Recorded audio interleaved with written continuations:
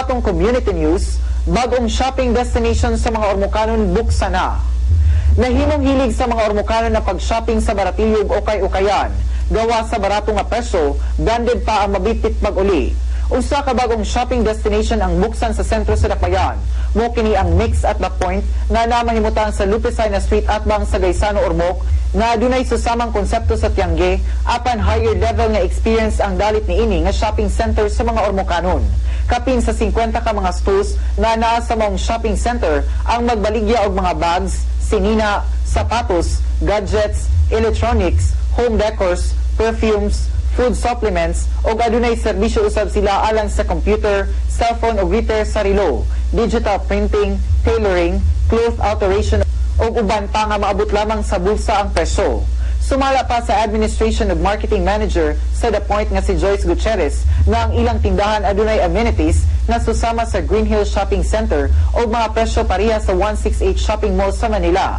Usa ka Tiangge shopping style ang maong konsepto.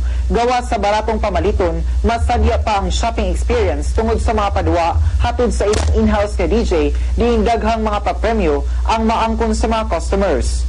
Karong umaabot nga Pebrero 8 Bernes mo ang soft opening sa The Mix o ang grand opening ni ini gitanuhan karong umaabot nga Hunyo ato sa kapistahan sa Dakbayan. Sumala pa ni Joyce Gutierrez nga daghan pang angay nga atngan ang mga Ormocanon sa ilang tindahan aron lamang mahatod ang mga latest dili lamang sa mga Ormocanon hasta sa tibuok Liteños.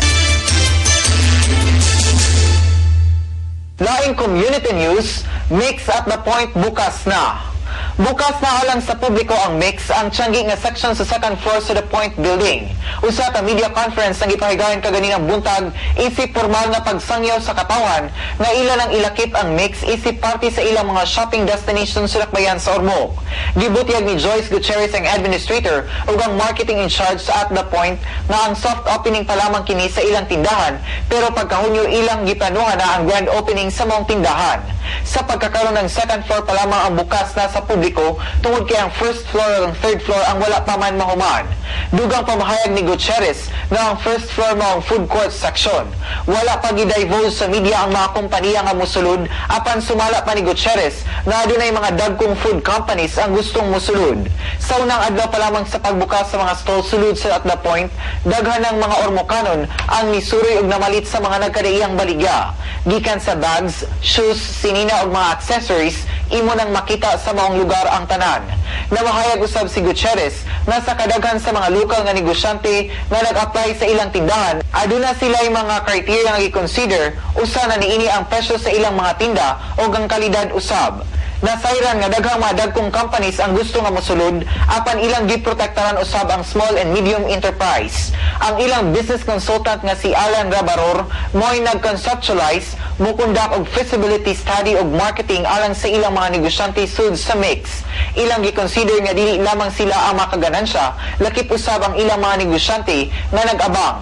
Gani personal ang pag-manage sa tag-iya sa building ug ang pagtabang sa mga panginahanglan.